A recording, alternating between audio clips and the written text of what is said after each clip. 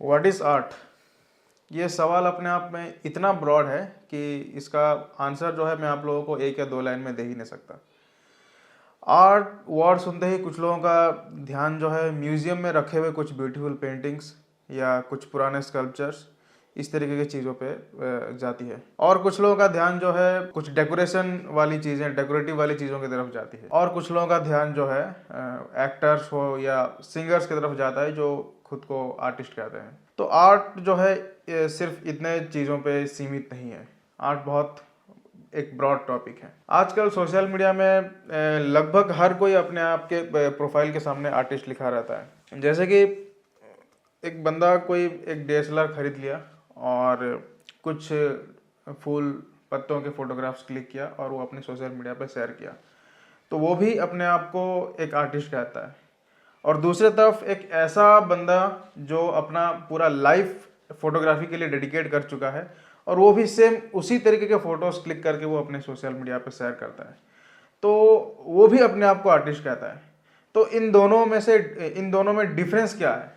Film industry में कई सारे लोग एक टर्म यूज़ करते हैं जो है आर्ट फिल्म। तो सवाल ये है कि वो जो पर्टिकुलर काइंड के फिल्मों को वो लोग आर्ट फिल्म बोल रहे हैं, क्या उसके अलावा जितने भी फिल्म बन रहे हैं क्या उसमें आर्ट नहीं है? तो ऐसे कई सारे सवाल जो है आर्ट के ऊपर उठते हैं।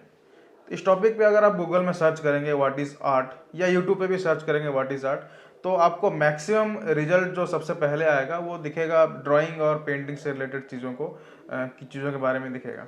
और अगर आप थोड़ा सा और गहराई से इस टॉपिक पे रिसर्च करोगे तो आपके सामने कुछ ऐसे इन्फॉर्मेशन सामने आएगा जो आर्ट को एक ब्रॉड पर्सपेक्टिव से डिफाइन कर रहा होगा।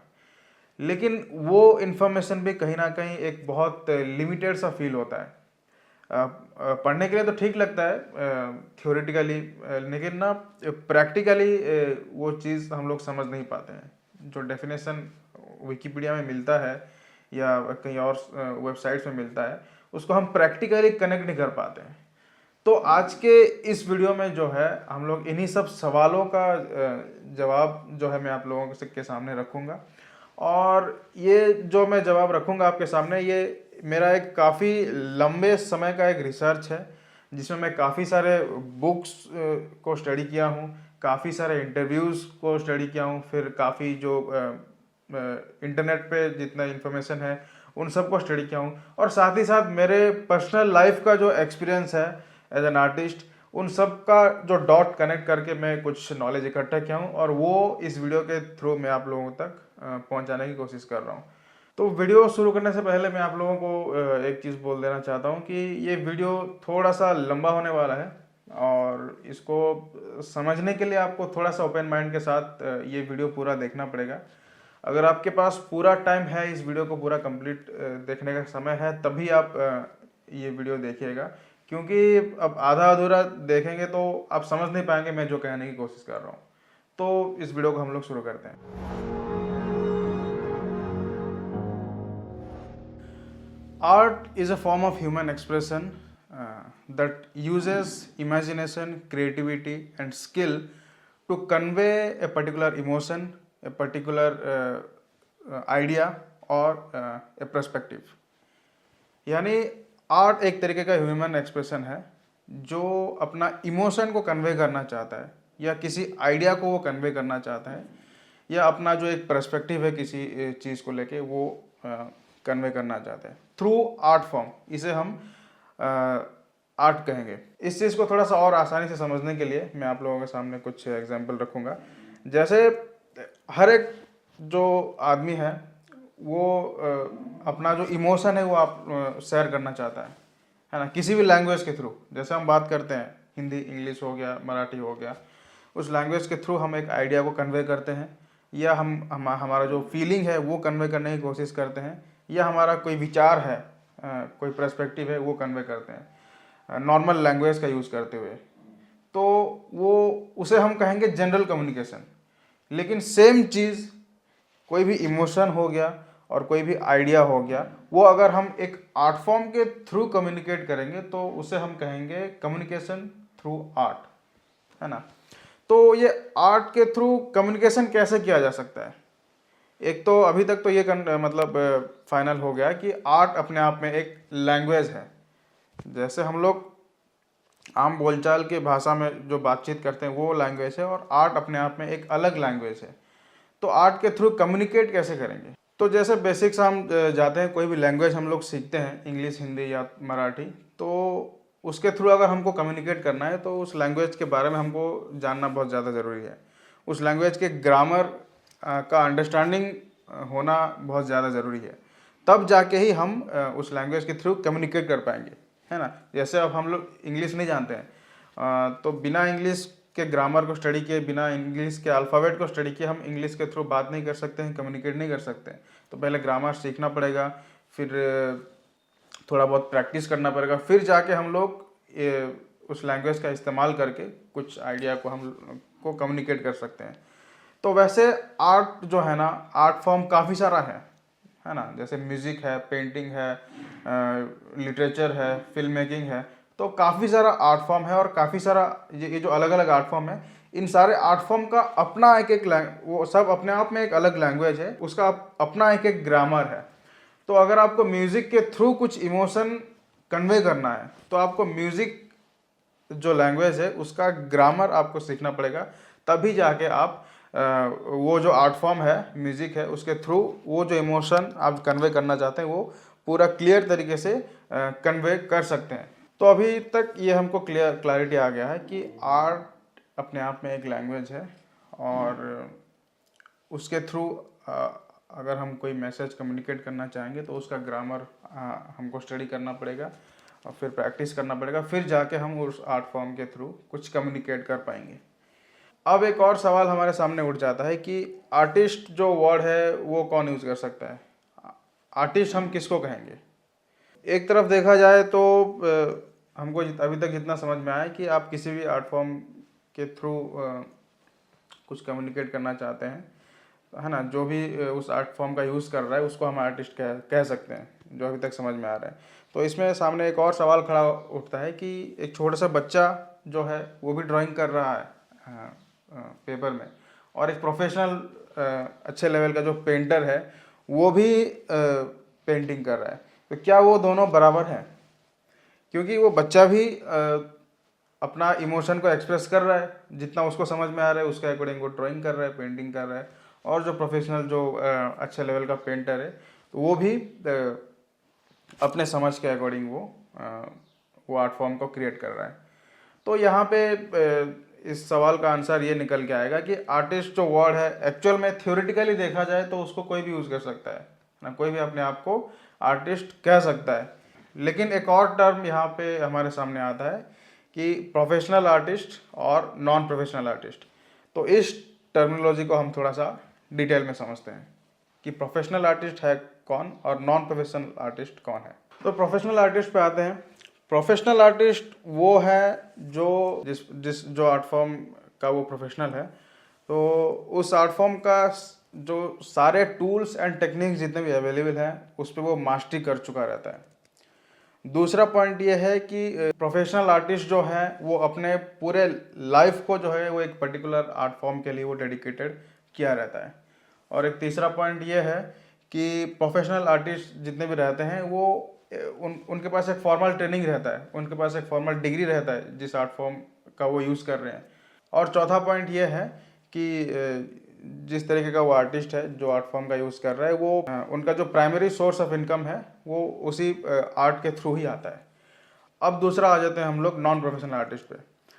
तो नॉन प्रोफेशनल आर्टिस्ट उसको कहेंगे जो एक तरीके से अमेचर है, और दूसरा ये है कि वो डेडिकेटेड नहीं है वो आर्ट फॉर्म के लिए, वो एज ए हॉबी उस पर काम कर रहा है, उसका कंप्लीट प्रोफेशन वो आर्ट फॉर्म नहीं है, तो उसको हम नॉन प्रोफेशनल आर्टिस्ट कहेंगे।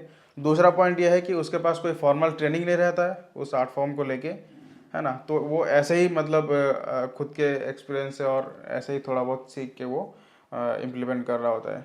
और तीसरा पॉइंट ये है कि उसका प्राइमरी सोर्स ऑफ इनकम जो है वो आर्ट नहीं रहता है। और एक और पॉइंट जो है, लैक ऑफ ट्रेनिंग और लैक ऑफ नॉलेज की वजह से वो जिस आर्ट फॉर्म का यूज़ कर रहा है उसका वो 100% यूज़ नहीं कर पा रहा है ना। तो अभी एक और टॉपिक हमारे सामने आया है और वो है ग्रामर। जो ग्रामर की मैं बात कर रहा था, कोई भी आर्ट फॉर्म के थ्रू आप अगर अपना मैसेज को कम्युनिकेट करना चाहते हैं तो आपको उस आर्ट फॉर्म का ग्रामर जानने की ज़रूरत है। तो ये ग्रामर एक्चुअल में है क्या, है ना, उसके बारे में थोड़ा सा हम लोग जानने की कोशिश करेंगे। जैसे हम लोग एग्जांपल ले लेते हैं पेंटिंग्स का, है ना। तो एक पेंटिंग किन किन चीज़ों का इस्तेमाल होकर बनता है ना, उसका टूल्स क्या क्या है। जैसे उसमें आ जाएंगे ब्रश हो गए, कलर्स हो गए, कैनवस बोर्ड हो गए, तो ये सब उसका टूल्स है ना। तो इस टूल्स का किस तरीके से यूज़ करना, है ना, यही एक तरीके का उसका ग्रामर है, ड्राइंग का ग्रामर, पेंटिंग्स का ग्रामर है। वैसे ही म्यूज़िक में अगर हम लोग आ जाएंगे तो उसका इंस्ट्रूमेंट हो गया, जो बीट्स हो गया, हारमोनी और मेट्रोनोम, तो अलग अलग टूल्स एंड टेक्निक्स है। जैसे लिरिक्स हो गया, तो वो सारे चीज़ों का कॉम्बिनेशन के बाद एक म्यूज़िक क्रिएट होता है ना। तो वो कहीं ना कहीं एक तरीके का उसका ग्रामर है म्यूज़िक का। वैसे फिल्म मेकिंग की अगर हम लोग बात करें, एक फिल्म बनाने के लिए क्या किन किन चीज़ों का ज़रूरत पड़ता है, तो जैसे एक फिल्म बनाने के लिए हमको कैमरे का रिक्वायर पड़ता है ना, cinematography department, art department, acting हो गया, फिर स्क्रिप्ट राइटिंग हो गया। तो ये सब फिल्म मेकिंग के टूल्स हैं और ये फिल्म मेकिंग के ग्रामर्स हैं, है ना। तो आपको एक अंडरस्टैंडिंग बन चुका होगा कि एक्चुअल में ग्रामर क्या है, आर्ट फॉर्म का जो हम लोग ग्रामर की बात कर रहे हैं वो एक्चुअल में है क्या है। तो इन सब चीज़ों का मास्टरी करना, यानी आपका एक आर्ट फॉर्म के ग्रामर्स पे मास्टरी करना है। तो ये ग्रामर्स पे अगर हम लोग थोड़ा सा डिटेल में जाए, किसी भी आर्ट फॉर्म के ग्रामर को हम लोग पकड़ेंगे और उसको डिटेल में स्टडी करेंगे, तो हम एक चीज़ तक पहुंचेंगे, एक पॉइंट तक पहुंचेंगे, चाहे वो कोई भी आर्ट फॉर्म हो, और वो एक पॉइंट हमारे सामने आते हैं और वो है रियलिज्म, है ना। जैसे ड्राइंग में हम लोग एक ब्रश को किस तरीके से यूज़ करेंगे, एक कलर्स को किस तरीके से यूज़ करेंगे, शेड्स किस तरह से क्रिएट करेंगे, तो वो इंस्पिरेशन हम कहाँ से लेते हैं, वो रियल लाइफ से लेते हैं इंस्पिरेशन, है ना। तो एक्चुअल में इसको इजीली समझाऊं तो ऐसा है कि पेंटिंग ब्रश का एक परफेक्टली यूज़ करना, एक पेंटिंग में परफेक्टली यूज़ करना आपको अगर सीखना है, और उसका ग्रामर को आप बहुत डिटेल में स्टडी करोगे, तो वो कहीं ना कहीं रियल लाइफ से इंस्पिरेशन लेके वो ग्रामर डेवलप हुआ है ना।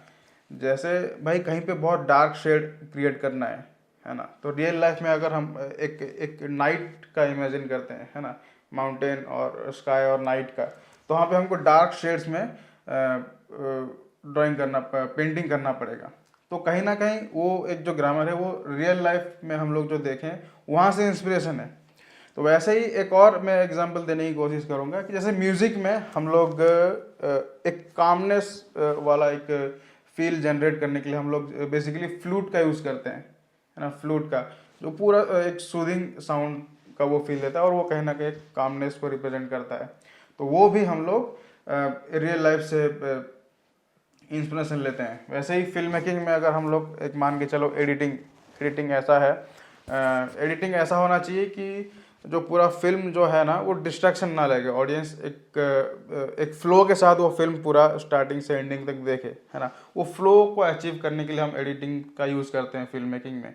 तो उसका भी थोड़ा सा डेप्थ में स्टडी करोगे ना, तो एक पेसिंग नाम का एक टर्म आता है एडिटिंग में, है ना, पेस, जो कि एक फिल्म को पूरा फ्लो के साथ मूव होने में, उस फ्लो को अचीव करने में वो हेल्प होता है। तो वो भी कहीं ना कहीं रियल लाइफ के एग्जाम्पल में आता है। जैसे हम लोग ड्रीम देखते हैं नाइट में, है ना, तो ड्रीम में हम लोग ऐसा नहीं है कि मतलब पूरा एक सुबह से रात तक क्या हुआ हम लोग पूरा डिटेल में देखते हैं ड्रीम में बेसिकली कट टू कट चीज़ें होता है, अभी सुबह हुआ, अभी शाम हुआ, अभी एक लोकेशन में, अभी दूसरे लोकेशन में चले गए। तो ड्रीम में हम लोग कभी डिस्ट्रैक्ट नहीं होते हैं। तो कहीं ना कहीं एक ये जो पेसिंग का एक एग्जाम्पल हम यहाँ से भी उठाते हैं, है ना। तो एक चीज़ अगर नोटिस करेंगे, किसी भी आर्ट फॉर्म के ग्रामर को आप अगर डेप्थ डिटेल में अचीव करना है, तो आप कहीं ना कहीं ये वर्ड उसमें जुड़ जाता है, ये वर्ड उसके साथ जुड़ जाता है, और वो वर्ड है रियलिज्म। और ये रियलिज्म क्या है, इसको थोड़ा सा हम लोग डिटेल में समझने की कोशिश करते हैं। जैसे ये हम लोगों को समझ में आया कि एक आर्ट फॉर्म को अच्छे से समझना है तो उसका ग्रामर हमको इन डेप्थ समझना पड़ेगा। और ग्रामर के डेप्थ पे अगर आप आए तो एक वर्ड आता है रियलिज्म। तो रियलिज्म क्या है कि जो ह्यूमन, जैसे एग्जांपल हम लोग लेते हैं ह्यूमन इमोशन, है ना, तो एक पर्टिकुलर कैरेक्टर एक पर्टिकुलर सिचुएशन में वो कैसे बिहेव करेगा, है ना, वो उस कैरेक्टर का रियलिज्म है। जैसे एक पर्टिकुलर कंट्री का एक शहर है, वहाँ के लोगों का एक कल्चर है, उस पर्टिकुलर एरिया का जो दुकान है, उस पर्टिकुलर एरिया का जो पहनावा है, चाल चलन है, तो वो उस पर्टिकुलर शहर का रियलिज्म है। एज एन आर्टिस्ट आप एक पर्टिकुलर जगह से बिलोंग करते हैं। मान के चलो आप महाराष्ट्र के एक एरिया से बिलोंग करते हैं, तो बचपन से बड़े होने तक आप उसी कल्चर में पले बढ़े और उस एरिया का जानकारी, उस एरिया का जो जितना भी कल्चर, आर्ट एंड कल्चर, वहाँ के खान पान, वहाँ के चाल चलन, वो आपके अंदर है। तो आप कोई भी आर्ट फॉर्म का यूज़ करते हुए कुछ आइडिया को आप कन्वे करना चाहोगे ना, तो वो कल्चर जो है वो आपके आर्ट फॉर्म के थ्रू वो निकल के आएगा, है ना। वो एक तरीके का रियलिज्म है। तो कोई भी आर्ट फॉर्म आप क्रिएट कर रहे हैं ना, तो वो जो प्रोडक्ट आप क्रिएट कर रहे हैं उसके अराउंड जो रियलिज्म का रिक्वायर है वो आपको वो समझ होना ज़रूरी है एज एन आर्टिस्ट, तभी परफेक्टली आप उस चीज़ को प्रोड्यूस कर पाएंगे। एक एग्जांपल लेके मैं आप लोगों को समझाना चाहूँगा कि जैसे एक कोई फिल्म मेकर है और वो मान के चलो एक बंगाल का फिल्म मेकर है, लेकिन उसके सामने एक स्क्रिप्ट आया जो कि एक साउथ का कैरेक्टर है, साउथ के गांव में एक बेस्ड है वो स्टोरी। तो इसमें क्या है कि वो जो बंगाल का जो फिल्म मेकर है उसको साउथ के कल्चर का कोई एक्सपीरियंस नहीं है ना। अगर वो सिर्फ वो स्क्रिप्ट के बेस पे वो फिल्म बनाने चाहेगा ना, तो वो उस स्क्रिप्ट को जस्टिफाई नहीं कर पाएगा, क्योंकि उस पर्टिकुलर कल्चर का, उस पर्टिकुलर एरिया का रियलिज्म उसको पता नहीं है। या तो वो अच्छा खासा टाइम स्पेंड करेगा वो साउथ के जगह में जाके, वहाँ के आर्ट, वहाँ के कल्चर को समझने की कोशिश करेगा, इन डेप्थ डिटेल में समझने की कोशिश करेगा, फिर वो जाके वो फिल्म बनाएगा, तब वो फिल्म को जस्टिफाई कर सकता है और वो उस तरीके से बना सकता है जिसके ज़रिए कि लोग कनेक्ट कर पाएंगे, है ना, लोगों को समझ आएगा वो फिल्म, और वो एक अच्छा लेवल का फिल्म बना सकता है। लेकिन आप अगर सिर्फ वो स्क्रिप्ट के बेस पे वो फिल्म बनाने चला गया ना, तो सिर्फ वो डायलॉग को तो बोल देगा एज इट इज, और स्क्रिप्ट स्टोरी जो है उसको तो बना लेगा, लेकिन उसका जो सोल है ना वो स्क्रिप्ट का, वो उसमें दिख नहीं पाएगा वो फिल्म में, ठीक है। तो कहने का मतलब ये है कि हर एक आर्टिस्ट का भी अपना एक रियलिज्म होता है। अगर वो उस रियलिज्म को लेके कुछ वो आर्ट फॉर्म प्रोड्यूस करता है, तो वो एक परफेक्ट आर्ट फॉर्म बना सकता है। अगर वो जो क्रिएट कर रहा है उसके लाइफ से ही वो रेजोनेट नहीं कर रहा है, तो वो जो आर्ट फॉर्म क्रिएट कर रहा है वो कम्प्लीटली सही तरीके से वो बना नहीं पाएगा। जैसे कि मैं आप लोगों को फिल्म के एग्जांपल देके समझाया। तो एक और एग्जांपल के थ्रू मैं ये चीज़ समझाना चाहूँगा कि जैसे फिल्म इंडस्ट्री में कॉमर्शियल फिल्में जो बनती है, तो वो बनाने के पीछे उनका एक रीज़न वो देते हैं कि ऑडियंस को क्या पसंद है और किस तरीके के फिल्म मार्केट से बहुत ज़्यादा पैसा जनरेट कर पाएगा। तो ये माइंडसेट के साथ वो एक फिल्म बनाना चालू करते हैं। तो वहाँ पे क्या होता है कि उन सारे एलिमेंट्स को कंबाइन करने की कोशिश करते हैं जो ऑडियंस को एंटरटेन करता है, और पास्ट का रिकॉर्ड देख के किस तरीके की फिल्म ज़्यादा पैसे जनरेट किया, तो उसमें क्या क्या एलिमेंट थे उसको स्टडी करके एक फिल्म में समेटने की कोशिश करते हैं। तो उसमें दिक्कत ये आता है कि तो फिल्म अपने आप में एक आर्ट फॉर्म है, तो आर्ट एक्चुअल में एक आर्टिस्ट के हार्ट से आता है ना, जो उसके दिल से निकल के आया है, वो उसके एक्सपीरियंस से निकल के आया है, और जो वो एक्सपीरियंस उसके एक्सपीरियंस से निकल के आया है ना, वो उसमें डेप्थ होगा, है ना। उसको लेके आप कुछ प्रोड्यूस करोगे ना, तो वो एक यूनिक लेवल का कंटेंट बन पाएगा। लेकिन आप अगर एक्शनल सोर्स से कुछ अचीव करने की कोशिश कर रहे हो, उसके चक्कर में आप एक आर्ट फॉर्म को क्रिएट करने की कोशिश कर रहे हो, तो उसमें काफ़ी सारे दिक्कत आ जाता है, जो मैं आपको बताया कि भाई एक बंगाल के फिल्म मेकर को साउथ का स्क्रिप्ट मिले तो वो किस तरीके से वो जस्टिफाई करेगा। तो कॉमर्शियल इंडस्ट्री में खास करके वही होता है कि फिल्म पैसा कमाया, चला ना चला, ये बात ही नहीं है। मैं एक पर्टिकुलर एक परफेक्ट आर्ट फॉर्म की बात कर रहा हूँ। वो एक परफेक्ट आर्ट फॉर्म है या नहीं, या किस तरीके से वो लैग करता है। यानी कि अगर एक आर्टिस्ट के अंदर से वो चीज़ नहीं निकल रहा है, एक स्क्रिप्ट जो वो लिखा है उसके खुद के एक्सपीरियंस से वो नहीं लिखा है, एक डायरेक्टर जो है वो जिस कॉन्सेप्ट पे काम कर रहा है वो कॉन्सेप्ट का उसको समझ ही नहीं है बहुत डिटेल में, है ना, तो वो कभी एक यूनिक आर्ट फॉर्म या यूनिक फिल्म वो नहीं बन पाएगा। तो इस पूरे वीडियो में हम लोगों को ये समझ में आया कि आर्ट क्या है वो समझने की हम कोशिश कर रहे थे। तो जैसे एक शॉर्ट में फिर से एक बार रिवाइंड कर दूं आप लोगों को, तो आर्ट अपने आप में एक लैंग्वेज है जिस लैंग्वेज के थ्रू हम कुछ अपना मैसेज, कुछ आइडिया को कम्युनिकेट करना चाहते हैं, अपने फीलिंग्स को कम्युनिकेट करना चाहते हैं। और वो आर्ट फॉर्म के थ्रू अगर आपको परफेक्टली कम्युनिकेट करना है तो आपको उस आर्ट फॉर्म का ग्रामर को परफेक्टली स्टडी करना पड़ेगा, जानना पड़ेगा, तब जाके उस आर्ट फॉर्म का प्रॉपर आप यूज़ कर पाएंगे। फिर ग्रामर के डेप्थ में अगर जाएंगे किसी भी आर्ट फॉर्म के, तो आप कनेक्टेड कहाँ पे होंगे? रियलिज्म पे। और रियलिज्म क्या है? ये रियलिज्म वही है, मतलब जो जैसा है रियल में वो एक्चुअल में वही है। नेचर इस तरीके से है, पेड़ इस तरीके से है, पहाड़ इस तरीके से है ना। तो रियलिज्म वही है, एक ह्यूमन का इमोशन, एक सिचुएशन में ह्यूमन इस तरीके से बिहेव कर रहा है, तो वो एक तरीके का रियलिज्म है। तो रियलिज्म अपने आप में एक बहुत बड़ा सब्जेक्ट है। कभी आने वाले कुछ वीडियोस में हम लोग इस टॉपिक में बहुत विस्तार से चर्चा करेंगे। तो ऐसा है कि ग्रामर के बाद, ग्रामर के डेप्थ में आप पहुंचेंगे तो रियलिज्म पे पहुंचेंगे। और इसके ऊपर एक्चुअल में 2 स्टेप है। रियलिज्म को आप अगर डिटेल में स्टडी करेंगे तो एक चीज़ पे पहुंचोगे, और वो है ट्रुथ। ट्रुथ क्या है कि ट्रुथ एक्चुअली सब्जेक्टिव नहीं है, ट्रुथ ट्रुथ है। रियलिज्म भले सब्जेक्टिव हो सकता है, कि जैसे एक एग्जांपल आपको दूं तो आप एक पर्टिकुलर सिचुएशन में आप पैदा हुए हैं और बड़े हुए हैं, तो कुछ ऐसा इन्फॉर्मेशन आप तक पहुंच नहीं पाया है, तो आपको लगेगा कि वो इन्फॉर्मेशन है ही नहीं, तो वो आप उस कैरेक्टर का रियलिज्म कह सकते हो। लेकिन एक्चुअल में वो इन्फॉर्मेशन एग्जिस्ट करता है तो वो ट्रुथ है। और ट्रुथ एक्चुअली ऑब्जेक्टिव नहीं है ना, ट्रुथ ट्रुथ है। तो इसके बारे में डिटेल में बात करेंगे आने वाले वीडियोस में। रियलिज्म के ऊपर आप पहुंचेंगे तो ट्रुथ, और ट्रुथ एक्चुअल में किसके साथ कनेक्ट होता है? स्पिरिचुअलिटी के साथ कनेक्ट होता है। तो आने वाले जो इसके अगला पार्ट है इस वीडियो का, हम लोग आर्ट एंड स्पिरिचुअलिटी के बारे में थोड़ा सा जानेंगे डिटेल में। और उसमें आप लोग ये समझ पाएंगे कि एक आर्टिस्ट अपने पीक लेवल के क्रिएटिविटी तक कैसे पहुंच सकता है, उस बारे में उस वीडियो में हम चर्चा करेंगे। और इस वीडियो के लिए इतना ही। आप लोग एक बार अपना ओपिनियन ज़रूर शेयर करिएगा इस कमेंट बॉक्स में, या अगर आपके पास कुछ सवाल है इस वीडियो से रिलेटेड तो आप लोग सवाल ज़रूर आप कमेंट्स में लिखिएगा, ताकि मुझे पता चले कि किस तरीके से सवाल उठ रहे हैं, और मैं कोशिश करूँगा कि उन सवालों पे भी वीडियोस आगे लेकर आऊँ।